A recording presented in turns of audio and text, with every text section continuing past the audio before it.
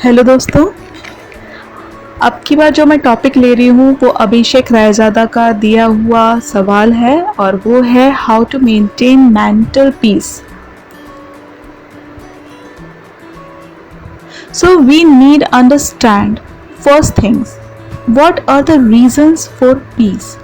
आखिर वो रीजंस क्या हैं पीस के? किन चीज़ों की वजह से आपको पीस मिल रहा है? Because if you are taking other things rather than your priorities, of course, later you have to face problems with unmanaged things. So you need to understand what are the priorities in your life.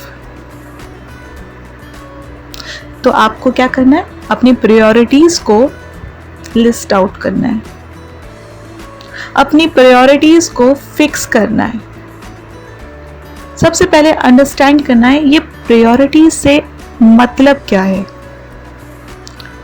You need to understand which things are really important for your survival is called your priorities. Of course air, water, food are main things, but other than all these things we need to understand our priorities, which makes our future and career where we can manage our requirements ourselves. So we won't depend on anyone for our requirements. अभी तक जो requirements हैं वो हमारे parents fulfil करते हैं, right? या जो पेरेंट्स नहीं है तो कोई और कर देगा। बट एक समय के आने के बाद हमें अपनी रिक्वायरमेंट्स खुद पूरी करनी चाहिए, ज़रूरी है। ये आप कुछ एक एग्जाम्पल लेके मैं आपको समझा सकती हूँ।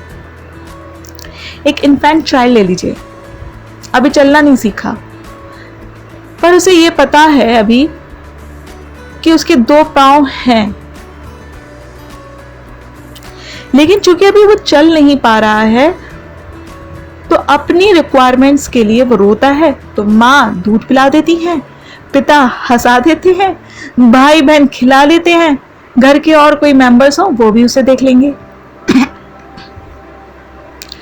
तो उसे पता है कि अभी जब तक वो चल नहीं रहा है उसकी रिक्वायरमेंट्स घर के अन्य सदस्य पूरी कर देंगे।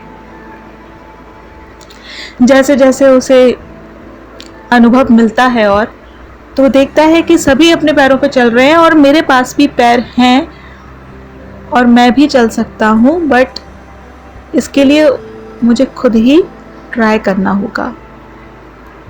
वो इतना छोटा बच्चा अंडरस्टैंड कर जाता है।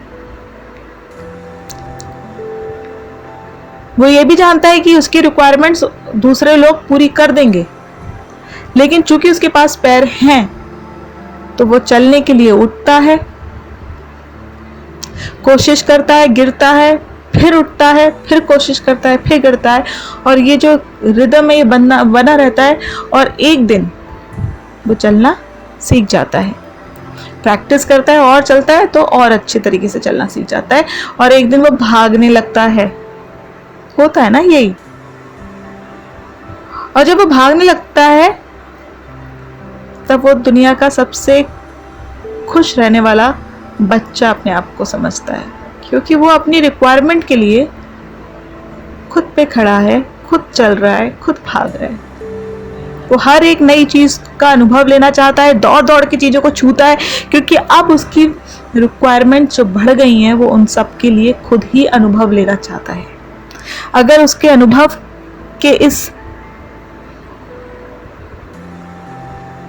अनुभव लेने के इस रास्ते में अगर मैं कोई अड़चन डाल दूं तो बच्चा चिड़चिड़ा हो जाएगा, रूठ जाएगा, चिल्लाएगा, रोएगा, परेशान रहेगा। ऐसा ही हमारे साथ होता है। एक टाइम के बाद हमें अपनी रिक्वायरमेंट्स के लिए खुद ही फुलफिल करना पड़ता है, और अगर हम नहीं कर पाते हैं तो जो दूसरी चीज़ें हमारी लाइफ में हो रही होती हैं, जो दूसरे हम अनुभव ले रहे होते हैं, वो हमें कहीं ना कहीं परेशान करेंगे, कहीं ना कहीं हमें स्ट्रेस देंगे। So our priorities are those where we can fulfill our wishes, our dreams. In other way, we can stand on our fit for our requirements.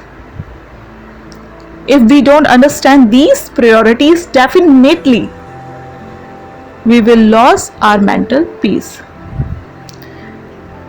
तो हमें क्या समझना है कि एक जो पर्सन है उसके दो पहलू हो सकते हैं, एक तो प्रायोरिटीज, दूसरा अदर थिंग्स। अब मैं अगर प्रायोरिटीज़ की बात करूं तो उसमें आता है आपके जॉब, अपने करियर, वो सारी चीज़ें जिनसे आपका फ्यूचर बनेगा, जहां आप स्टैंड होंगे, अपनी रिक्वायरमेंट्स खुद फिल करेंगे। If you want to make your own family, of course वो सारी रिक्वायरमेंट्स भी आपको देखनी है, उसके लिए आपको ही कोशिश करनी होगी, क्योंकि आप समाज में रहते हैं, आपके अपने अपने दायित्व निर्धारित हैं। दूसरी है अदर थिंग्स। अदर थिंग्स में आ जाता है आपके रिलेशंस, एंटरटेनमेंट, फन, फूड, ये सारी चीज़ें आपकी आ जाती हैं।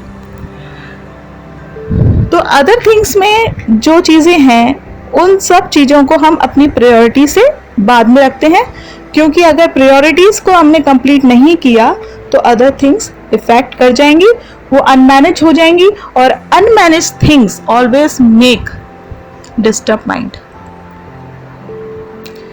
तो first try to understand ratio of these two aspects. Priorities को आप 70% रखिए और अदर थिंग्स को 30% रखिए, वो भी ज़रूरी है, एंटरटेनमेंट भी ज़रूरी है, बट अगर उसमें हमने ज़्यादा रेशियो रखा तो हम उसी के साथ एंगेज हो जाएंगे और एक समय तक वो हमें सुख देती हैं, एक टाइम बाद हम उन्हीं से डिस्टर्ब हो जाते हैं।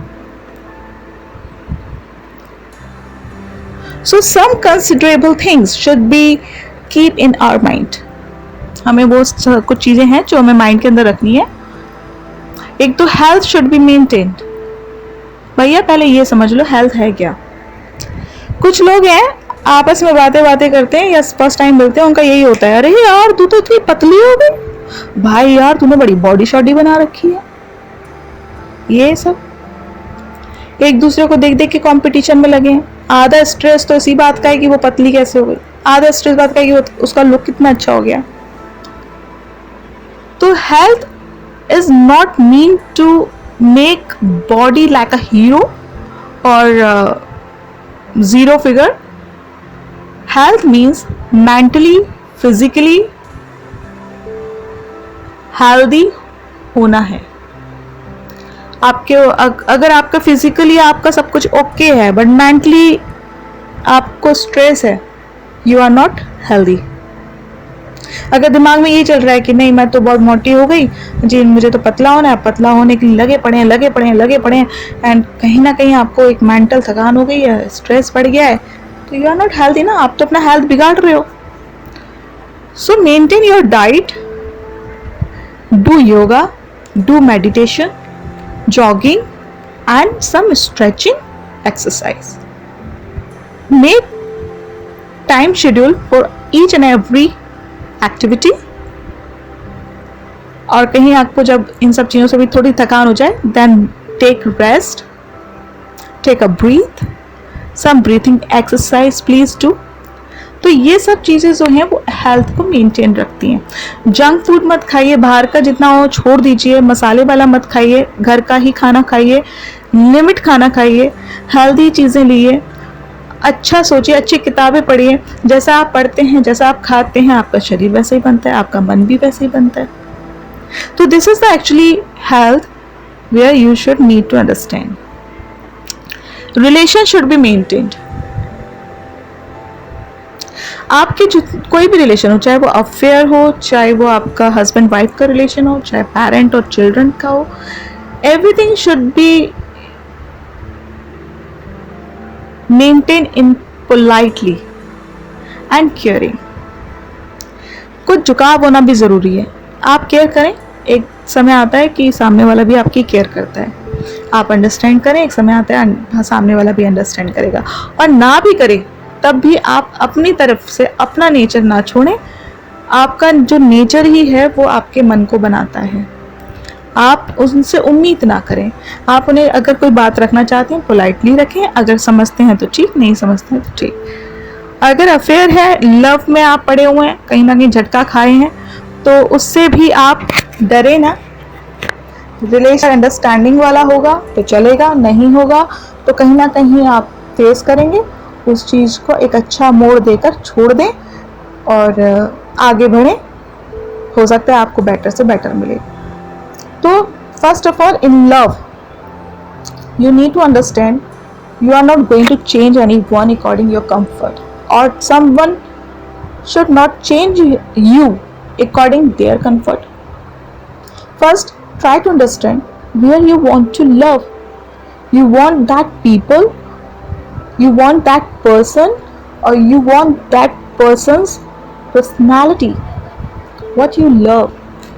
If you love their personality, of course definitely ये आपकी रिस्पॉन्सिबिलिटी है उसे मेंटेन रखना। अगर आप गाड़ी भी खरीदते हैं, कोई भी चीज़ खरीदते हैं, तो आप उसकी चीज़ों को मेंटेन रखते हैं ना, क्या उसको अपने हिसाब से चेंज करने लगते हैं? अगर आप उन चीज़ों को चेंज कर देंगे वो बंदा तो ख़त्म वहीं पर। So you need to understand each other in relationship. If it's not going smoothly, of course definitely you should leave. Third है फाइनेंशियल कंडीशन। भैया सारी चीज़ें चल जाएंगी, आपका रिलेशन, आपका मेंटल स्ट्रेस, सब इसके ऊपर डिपेंड है। अगर आप अच्छी जॉब नहीं कर रहे हैं, आप अच्छी अर्निंग नहीं कर रहे हैं, आपका फोकस नहीं है, सब चीज़ें बिगड़ जाएंगी। तो जो ये फाइनेंशियल कंडीशन है, it comes actually under your priorities. तो यहाँ पे आपको फोकस रखना बहुत ज़रूरी है। जब चीज़ें आप मैनेज करके चलेंगे, ऑफ कोर्स वहाँ फोकस बनेगा। अच्छी हेल्थ हमेशा फोकस बनाने में मदद करती है। Leave your taunt language. आजकल बड़ा चलन है भैया टॉन्ट लैंग्वेज का। उसने अगर आपको टॉन्ट दे दिया तो ले भाई, तू भी मेरी तरफ से एक टॉन्ट ले। एक टॉन्टबाजी लैंग्वेज छोड़ दीजिए। ये ऐसा है कि एक पत्थर उस वहां से, एक पत्थर आपके यहाँ से, ये पत्थरबाजी चलती रहेगी। आपकी जो चीजें आप उस पर फोकस कर ही नहीं पाएंगे। So just leave all these nonsense things, tauntbaji language, and just focus on your priorities, your mental peace, and just go ahead. Ignorance on useless things. अगर कोई ऐसी बात हो रही है जो आपकी यूज की है ही नहीं, प्लीज़ उस पर ध्यान ना दें। जितनी आप शांति रखेंगे, जितना आप कम बोलेंगे, जितना आप अपनी प्रायोरिटीज़ पे ध्यान देंगे, आपकी एनर्जी वेस्ट नहीं होगी। आप उसी एनर्जी को अपनी प्रायोरिटीज़ को दे सकते हैं। उतना पोज के साथ बोलिए, यूजलेस थिंग्स को हटा दीजिए, इग्नोर कर दीजिए। Unbalance emotions. भैया इंसान है, आपके इर्द गिर्द इमोशंस घूमते हैं। कभी रोएंगे, कभी हंसेंगे, कभी गुस्सा करेंगे, कभी कुछ। क्यों होता है ऐसा? क्योंकि आपके अंदर वो पंच तत्व हैं, अग्नि, जल, वायु, धरती, आकाश। इन सब का अपना अपना एक रेशियो होता है आपके शरीर में। तो अगर मैं ये कहूँ कि नहीं जी आपको तो गुस्सा आना ही नहीं चाहिए, बड़ी बेवकूफ़ी वाली बात होगी। गुस्सा हर इंसान के अंदर है, अग्नि तत्व है, गुस्सा होगा। लेकिन if you can control your mind, you can direct your aggressive nature in a right things, in a right direction. If you can't direct your aggressive nature in a right direction, of course definitely there are some problems which is not balanced. तो आपका गुस्सा जो है वो balance नहीं है, उसे balance करने की ज़रूरत है। For these things you need to understand who am I, मैं कौन हूँ। मैं जो हूँ वो इन माइंड के ऊपर कंट्रोल कर सकता है। अगर मैं माइंड के ऊपर कंट्रोल कर सकता हूँ, ऑफकोर्स मैं अपने इमोशंस पे भी कंट्रोल कर सकता हूँ। मैं किसी और के अनबैलेंस इमोशंस के इफेक्ट को, निगेटिव इफेक्ट को अपने ऊपर इफेक्ट नहीं डालने दूंगा। मैं इग्नोर करूंगा, मैं अपनी चीज़ों को सेफ रखूंगा, मैं अपने आप को सेफ रखूंगा। ये समझने की आपको बहुत ज़रूरत है। Avoid all nonsense activities which is not fruitful. If you are focusing on your priorities, of course other things which is not fruitful, which is not use, of course definitely you started ignoring all these things. आप अपना time इतना manage कर चुके होंगे कि आप फालतू की चीज़ों पे पड़ेंगे नहीं, इतना टाइम तो आपके पास होगा ही नहीं। चीज़ें जहाँ मेंटेन हो जाती हैं वहाँ आप क्या करते हैं, आप स्मूथली सर्वाइव करते हैं, स्मूथली आप धीरे धीरे इम्प्रूव करते हैं। एक दिन में सब कुछ नहीं हो जाता भैया, थोड़ा टाइम लगता है।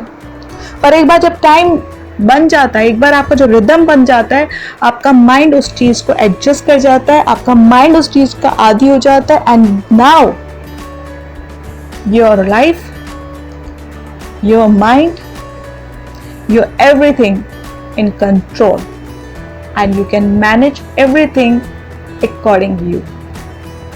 Nobody will affect all those management which is maintained by you. So you need to understand which is your priorities and which is other things where you need to understand who are you. आप एक बार अपने आप को समझ जाएंगे, आप अपनी priorities को समझ जाएंगे, आपका मेंटल पीस कहीं नहीं जाएगा। आपको बस ज़रूरत है अपनी चीज़ों को मैनेज करने की, माइंड में। रोज का अपना माइंड का कचरा हटाइए, ये रोज का डेली बेसिस का काम है। लिस्ट आउट कीजिए, टारगेट बनाइए, उसी पे फोकस रहिए और वही लाइफ है। ओके दोस्तों, ये चीज़ आपको अगर लगे कि हाँ ये चीज़ है जिससे हम ये चीज़ें सुधार सकते हैं, ऑफ कोर्स आपका फीडबैक का मुझे इंतज़ार रहेगा।